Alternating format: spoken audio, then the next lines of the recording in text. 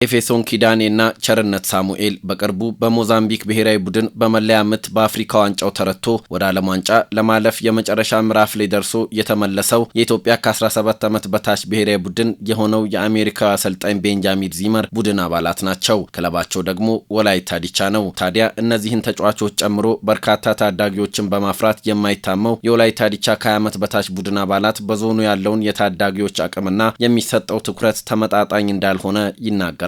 ታዳጊዎች በተለይ በወላይታ አካባቢ ያሉ ታዳጊዎች በጣም አሪፍ ናቸው። ያው እኛ የወላይታ ልጆች የምንታወቀው በወኔ ነው። በወኔ ሲሆን ደግሞ ግዴታ ታዳጊ ሞልቷል ነው። እዚህ ወላይታ አካባቢ ግዴታ ሳፖርት መደረግ አለበት እኛ ማለት ነው። ያው ታዳጊ ሞልቷል። አሁን ከዚህ ከወላይታ የወጣ ተጫዋች ስንት ተጫዋች አለ እዛ አዲስ አበባ በየሀገሩ ሞልቷል። ምንድነው የወላይታ ልጅ ነው የሚባለው። ስለዚህ ያው እገዛ ግዴታ ያስፈልገናል ብዬ አስባለሁ። ታዳጊ ጥሩ ደረጃ እንዲደርስ ማድረግ ይሄው እንደምታየው ነው። ሜዳውም መሀሉ አይመችም፣ አሸዋ ነው። አሸዋዎቹም ያው ያነጣጥራሉ። ጎጂ ብንወርቅም እዚህ ላይ እንጎዳለን። ሜዳው መስተካከል አለበት። አንደኛ ሲቀጥል ደግሞ የሜዳ እጥረት አለ። እዛም ሁለት ሜዳ ነው ያለው፣ ሌላ ሜዳ የለም። ሜዳዎቹ መስተካከል አለባቸው ባይ ነኝ። ያው ከሌሎቹ አንፃር እኛ የምንበላው ምግብ የተሻለ አይደለም።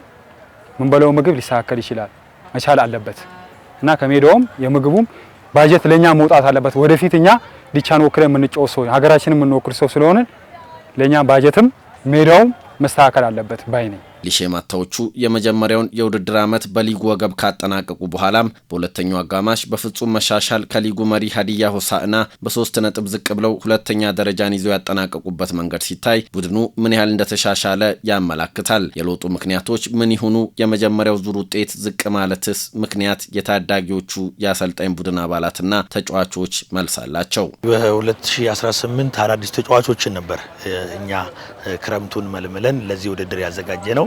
እኛ ካሰብነውና ውድድሩ ቦታ ላይ ካገኘነው አንግል ትክክል ያልሆኑ ነገሮች ነበሩ። በተለይ በእድሜ ተገቢነት ነገር ላይ እጅግ በጣም ጋፕ ነበርና እኛ ደግሞ ደረጃውን በደረጃ ከ15 ዓመት በታች ከ17 ዓመት በታች ከ20 ዓመት በታች እያሳደግን ነው የምንመጣውና የዘንድሮ ውድድር ደግሞ ኤምአር የሌለው ውድድር ስለነበረ በአይዲ ካርድ ወይም በዚህ በትምህርት ሚኒስትሪ ካርድና በዚህ ፋይዳ ነበር ተጫዋቾች የሚመረጡት። እኛም ግን ስቴፑን ጠብቀን ይዘን ሄደናል። ግን የያዝናቸው ልጆች እጅግ በጣም ገና ታዳጊ ነገ የሚያድጉ ነውና የመጀመሪያው ዙር ትንሽ ከበድ ብሏቸዋል። የመጀመሪያው ዙር ከብዶ ነው የታየው። ያ ክፍተት ደግሞ ምንድነው? የተወሰኑ ልጆች ያዝናቸው ገና ለአንደር 20 ትንሽ በብቃት ብቻ ሳይሆን በአካል ብቃትም ጭምር የወረዱ ናቸው። ቀጥታ ከአንደር 70 ስላመጣን ቅያሪ ማድረግ አለብን። የሰው ለሰው ቅያሪ አድርገን በሁለተኛው ዙር ላይ የታዩ ክፍተቶች በተለይ የማግባት አጋጣሚያችንን በመጀመሪያው ውድድራችን አለመጠቀማችን ትንሽዬ ሉስ አድርገን ነበር። በጣም ትላልቆች ከኦቨሬጅ ናቸው በብዛት ማለት እና በዛ ያው እኛ ጥሩ ሆነን ደረጃችን ትንሽ ዝቅ ብሎ ነበር። ሁለተኛው ዙር አስተካክለን የተሻሉ ልጆችን ትንሽ ጨምረን የተሻለ ሆነን ሄደን ጥሩ ውጤት አምጥተናል። የዙር ውድድር ትንሽ እኛ የወሰድናቸው ልጆች ህፃናቶች ነበሩ። ከዛ አንፃር ትንሽ ውድድሩ ከብዶን ነበረ። የኢትዮጵያ እግር ኳስ ፌዴሬሽን የእድሜ ተገቢነት የሌለበት ውድድር ማለት ይቻላል። ከዛም የተነሳ ትንሽ ከብዶን ነበረ። ሁለተኛ ዙር ላይ ደግሞ ድክመታችን ላይ ደካማ ጎናችን ላይ በመስራት የተሻለ ነገር በማሳየት ልጆችንም አንዳንድ የተወሰኑ የተጎዱ ልጆች አሉ። በእነሱ ቦታ ሌላ ሰውም በመተካት በመሄድ የተሻለ ውጤት ማስመዘገብ ችለናል። በቀጣይ ሐዋሳ ላይ በሚደረገው የማጠቃለያ ውድድር ላይ የተሻለ ውጤት ለማስመዝገብ የወላይታ ዲቻ ከ20 ዓመት በታች የእግር ኳስ ቡድን አባላት ቁርጠኛ መሆናቸውንም ተናግረዋል። አንደር 20 እንደሚታወቀው ዋንጫ በጣም ይበላል። 1-2-3 ዓመታትን አልበላምና ዋንጫውም ከኮቹም ከዋንጫዎች በጣም እየራቀ ስለሆነ ዘንድሮን በተሻለ ሁኔታ ዋንጫን ይዘን እንመጣለን ብለን እናስባለን። ዝግጅቱን እንደምታየው በጣም በተሻለ ሞራል በተሻለ አቅም እንትን ያደረግን እየሰራን ያለነው ነው። ሜዳ ላይ ሁሉም በፍቅር በወኔ ነው የሚሰራው።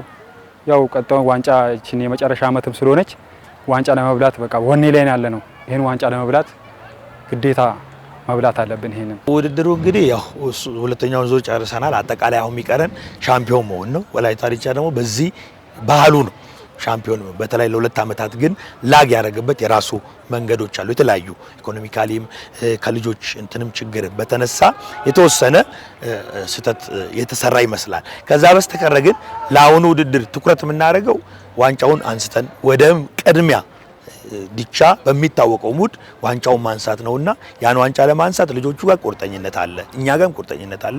በሳይንሳዊ መንገድ በሚሰጥ ስልጠና የታዳጊዎችን አቅም በማሳደግ ለዋናው ቡድን ቀጣይነት የጀርባ አጥንት ሆኖ የቆየው የጦና ንቦቹ ከ20 ዓመት በታች ቡድን በቀጣይ የኢትዮጵያ እግር ኳስ ፌዴሬሽን የእድሜ ተገቢነትን መቆጣጠር አልቻልኩም በሚል ምክንያት ከ20 ዓመት በታች የኢትዮጵያ ወንዶች ፕሪሚየር ሊግን ለመሻር በመዘጋጀቱ ምክንያት ከፍተኛ የውድድር እጦት ሊገጥሞ ይችላል በሚል ትልቅ ስጋት ተደቅኖበታል።